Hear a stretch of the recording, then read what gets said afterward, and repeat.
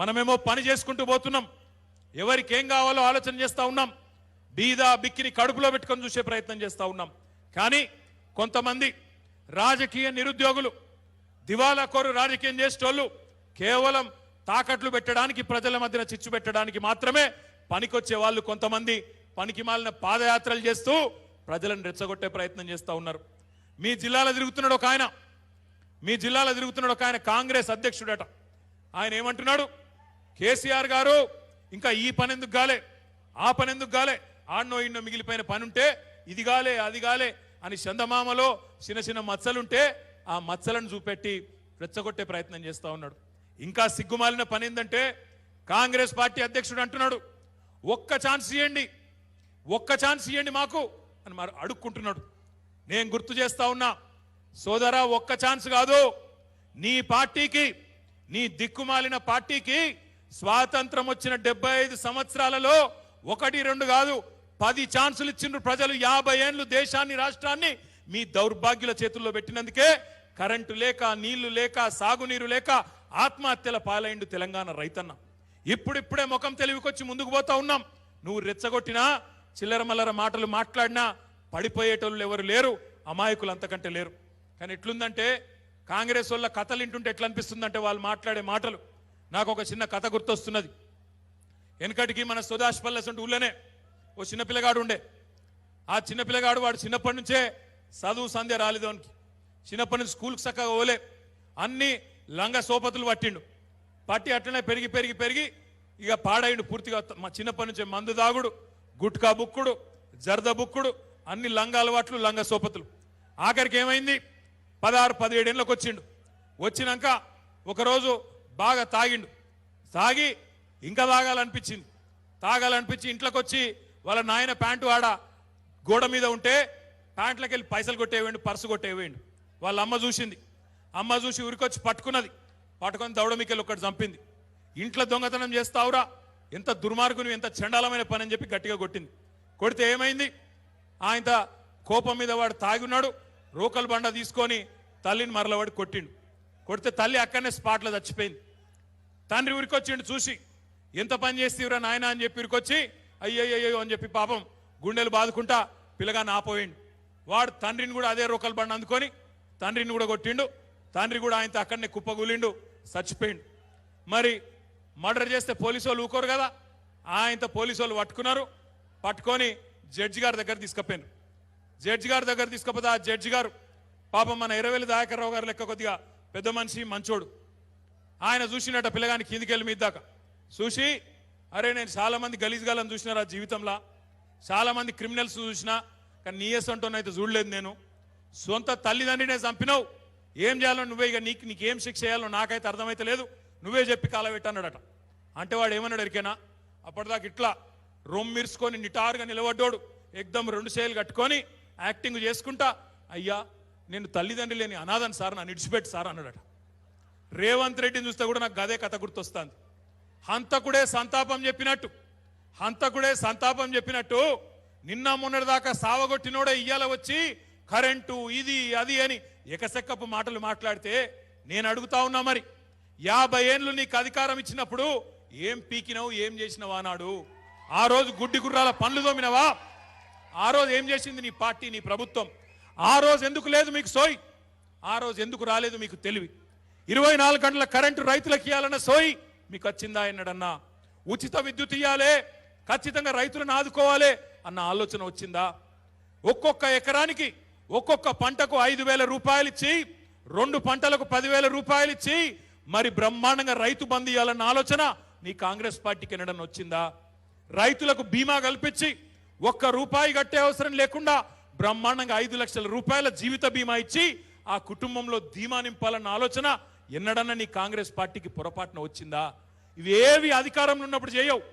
Current ఇయ్యవు, తాగునీరు ఇయ్యవు, సాగునీరు ఇయ్యవు, అప్పుడేమో సావగొడతావు. ఇయ్యాల వచ్చి ఎకసెక్కపు మాటలు మాట్లాడుకుంటా ఒక్క ఛాన్స్ ఇయ్యండి అంటే పిచ్చోళ్ళలాగా కనబడుతున్నారా తెలంగాణ ప్రజలు? అమాయకులు అనుకున్న వాడిని నేను అడుగుతా ఉన్నా. ఇప్పుడిప్పుడే తెలంగాణ రైతుల ముఖం తెలివైతున్నది. తెలంగాణ ఈరోజు మీ రైతు బంధు సమితి అధ్యక్షుడు మీ బిడ్డ, మీ నియోజకవర్గ బిడ్డ రాజేశ్వర్ రెడ్డి గారి నాయకత్వంలో మన వ్యవసాయ శాఖ మంత్రి గారి నాయకత్వంలో ముఖ్యమంత్రి గారి ముందు చూపుతో తెలంగాణ వ్యవసాయం ఈరోజు పంజాబ్ హర్యానాతో పోటీ పడుతూ దూసుకొని పోతా ఉన్నది.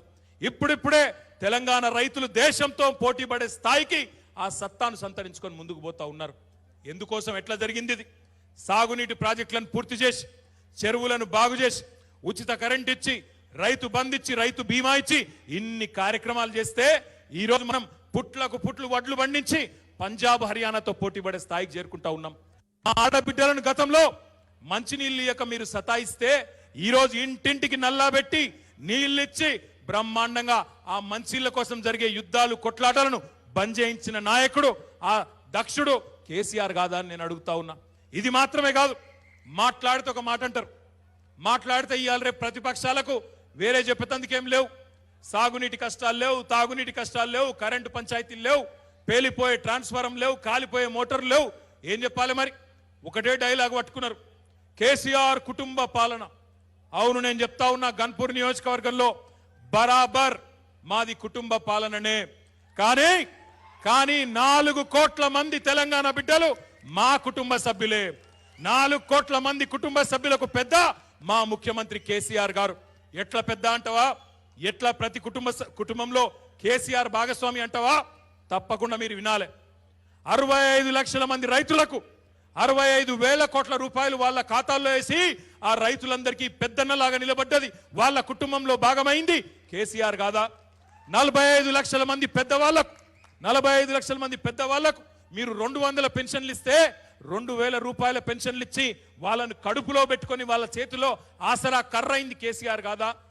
12 లక్షల మంది ఆడబిడ్డలకు కళ్యాణ లక్ష్మితో, షాదీ ముబారక్తో లక్ష రూపాయలు డబ్బులు ఇచ్చి వాళ్ళ పెళ్లిళ్ళు చేసిన మేనమామ కేసీఆర్ కాదా? అదేవిధంగా నేను రాను బిడ్డో సర్కారు దవాఖానకు అని మీ పరిపాలనలో మా ఆడబిడ్డలు పారిపోయేది.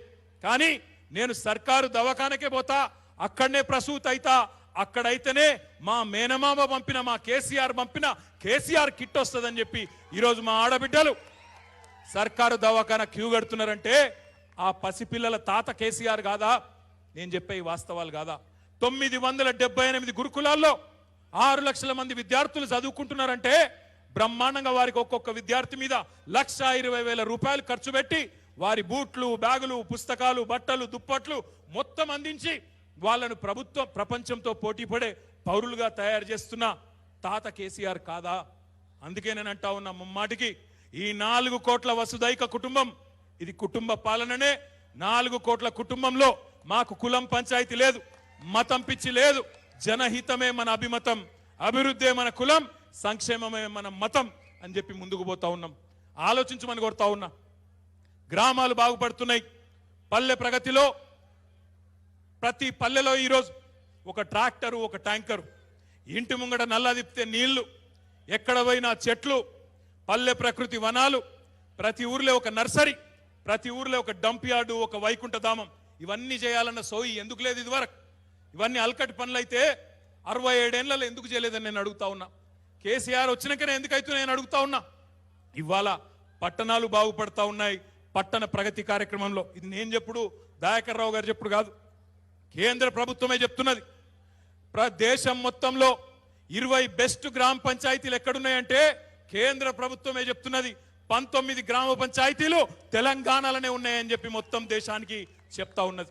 అత్యుత్తమ మున్సిపాలిటీలు ఎక్కడున్నాయంటే బ్రహ్మాండంగా 26 మున్సిపాలిటీలు తెలంగాణలోనే ఉన్నాయని చెప్పి మున్సిపాలిటీలకు అవార్డులు ఇస్తా ఉన్నది. ఒక దిక్కేమో అవార్డులు ఇస్తారు, ఇంకో దిక్కేమో నోటికొచ్చినట్టు తిడతారు. దయచేసి ఆలోచించమని చెప్పి నేను కోరుతా ఉన్నాను. ఇవాళ మీరు ఆలోచన చేయండి. ఈ సిరిసిల్ల నియోజకవర్గంలో 2009 కంటే ముందు ఈ డ్రామారావు ఎన్నడైనా వచ్చిండా? మనం ఎట్లున్నామో అడిగిండా?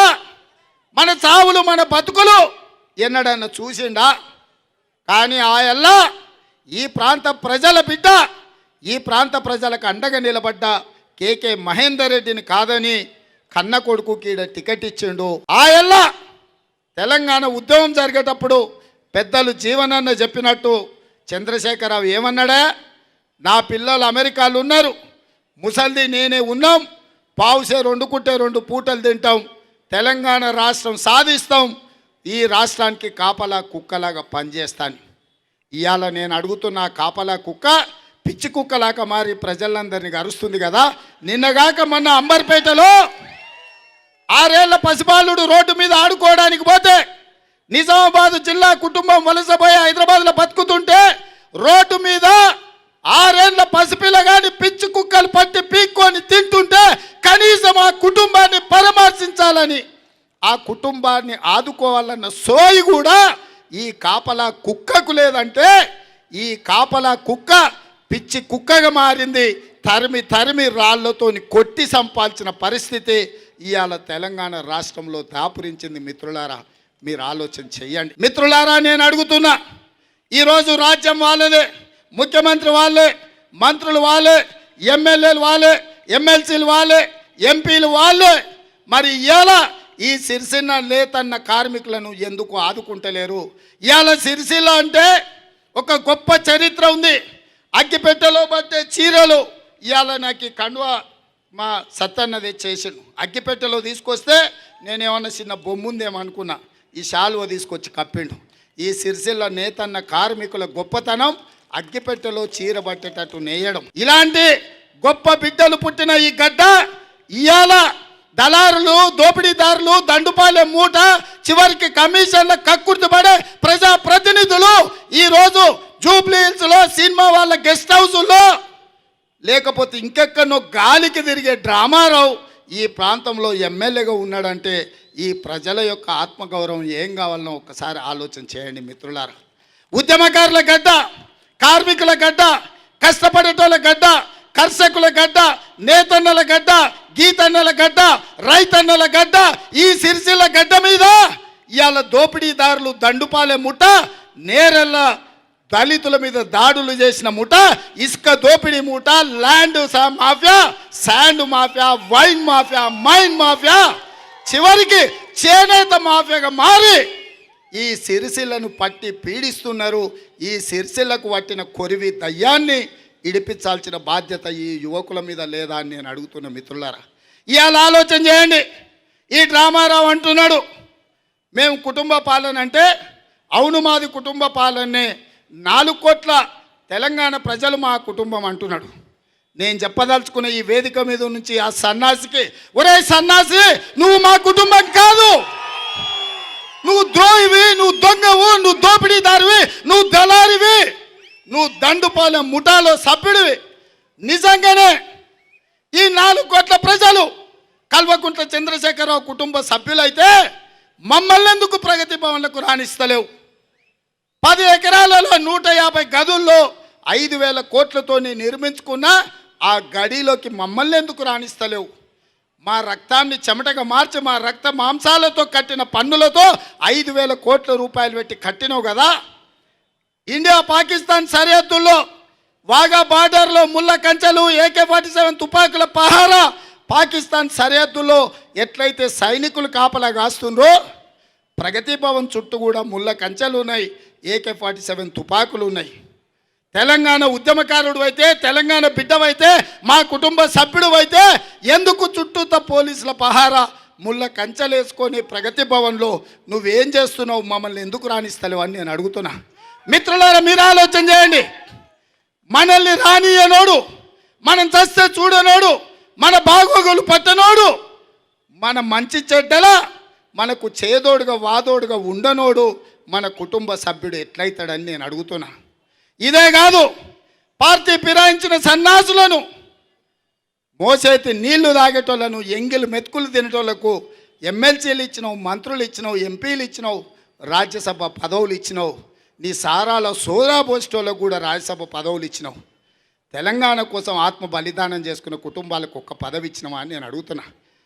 మలి ఉద్యమంలో మొదటి బలిదానం చేసుకున్న శ్రీకాంతాచారి తల్లినో తండ్రినో కుటుంబాన్ని పిలిచి బుక్కెడు బువ్వ పెట్టినవా అని నేను అడుగుతున్నా. కానిస్టేబుల్ కిష్టయ్య ఒక ముదిరాజు బిడ్డ ఎన్నడైనా కుటుంబాన్ని ఇంటికి పిలిచినవా? యాదయ్య అనే దళిత బిడ్డ ఉస్మానియా యూనివర్సిటీ ముందల నిటారుగా నిలబడి నిండా పెట్రోల్ పోసుకొని బగబగ మండుతుంటే అమ్మా అనకుంటే జై తెలంగాణ అన్న బిడ్డ కుటుంబాన్ని ఎన్నడన్నా బుక్కెడు బువ్వ పెట్టినవా? ఎట్లున్నవా నువ్వు అడిగినవా అని నేను అడుగుతున్నా. ఓ ఈశాన్ రెడ్డి, ఓ వేణుగోపాల్ రెడ్డి ఢిల్లీలో ఎర్రకోట ముందు ఉరి కొయ్యలకు ఉరేసుకొని ఏలాడిన యాది రెడ్డిని ఎన్నడన్నా యాది చేసుకున్నావురా దొంగనా కొడుక అని నేను అడుగుతున్నా. నువ్వారా మా కుటుంబం? నీలాంటి దొంగలు మా తెలంగాణ బిడ్డలంటే అది మాకు అవమానం అని చెప్పి నేను మాట్లాడుతున్నా. అందుకే సోదరులారా, కల్వకుంట్ల కుటుంబాన్ని తెలంగాణ పొలిమేర్లు దాటే వరకు తరమాలి, సిరిసిల్ల చౌరస్తలో పాతి పెట్టాలి. ఎందుకంటే ఈ ద్రోహులు ఒక్క క్షణం కూడా తెలంగాణలో ఉండడానికి అర్హత లేదు. ఇవాళ నేను అడుగుతున్నా, ఈ తెలంగాణలో ఉన్న, ఈ సిరిసిల్లలో ఉన్న చేనేత కార్మికులు అప్పుల భారమై పెట్టుబడి రాక ఆత్మహత్యలు చేసుకుంటున్నారు. ఉద్యమకారుణ్ణి అని చెప్తాడు కేసీఆర్. ఈ ప్రపంచంలో ఎంతోమంది ఉద్యమకారులను చూసినాం. భగత్ సింగ్ను చూసినాం, చంద్రశేఖర్ ఆజాద్ను చూసినాం, సుభాష్ చంద్రబోస్ను చూసినాం, లేకపోతే చెగువీరాను చూసినాం. ఉద్యమాలు చేసిన ఉద్యమకారుల కుటుంబాలు అప్పుల పాలై కుటుంబం ఆగమై ప్రాణ త్యాగాలు చేసి చరిత్రలో నిలిచిండ్రు తప్ప ఎవ్వడు కూడా ఆస్తులు సంపాదించుకోలే. నువ్వు ఒకవేళ ఉద్యమకారుడు అయితే, నువ్వు ఉద్యమాలలో ఒకవేళ నువ్వు కీలక పాత్ర పోషిస్తే 100 ఎకరాల ఫామ్ హౌజులు ఎట్లొచ్చినాయి, 1000 కోట్ల రూపాయలు ఎట్లొచ్చినాయి, టీవీలు ఎట్లొచ్చినాయి, పేపర్లు ఎట్లొచ్చినాయి, జూబ్లీ హిల్స్ల బంగళాలు ఎట్లొచ్చినాయి, సినిమా వాళ్ళ గెస్ట్ హౌస్లలో నీ విలాసవంతమైన జీవితం ఏందని నేను అడుగుతున్నా. నువ్వు ఆ ఉద్యమకారుడివి. ఒకవేళ ఉద్యమకారుడు అయితే నువ్వు కోల్పోయింది ఏందని అడుగుతున్నా. నీ బిడ్డ చచ్చిండా, నీ కొడుకు చచ్చిండా, నీ కిడ్నీ పోయిందా, నీ ఆస్తి పోయిందా, నీ అంతస్తు పోయిందా, నీ పదవి పోయిందా అని నేను అడుగుతున్నా. ఉద్యమకారుడు అంటే చేనేత బిడ్డ కొండ లక్ష్మణ్ బాబూజీ ఉద్యమకారుడు. ఉద్యమకారుడు అంటే శ్రీకాంతచారి ఉద్యమకారుడు. ఉద్యమకారుడు అంటే కానిస్టేబుల్ కిష్టయ్య ఉద్యమకారుడు. ఉద్యమకారుడు అంటే యాదయ్య ఉద్యమకారుడు. ఉద్యమకారుడు అంటే ఈశాన్ రెడ్డి, వేణుగోపాల్ రెడ్డి, సురేష్ నాయక్, ఢిల్లీలో ఉరికొయ్యలకు ఏలాడిన యాదిరెడ్డి ఉద్యమకారుడు. నువ్వెట్లా ఉద్యమకారుడు అవుతావని నేను రామారావుని అడుగుతున్నా. ఉద్యమం మేం చేసేటప్పుడు తెలంగాణ నినాదాన్ని గల్లీ నుంచి ఢిల్లీ వరకు మేము వినిపించినప్పుడు అమెరికాలో బాత్రూంలు అడిగే సన్నాసివే ఇవాళ నువ్వు ఉద్యమకారుడువా?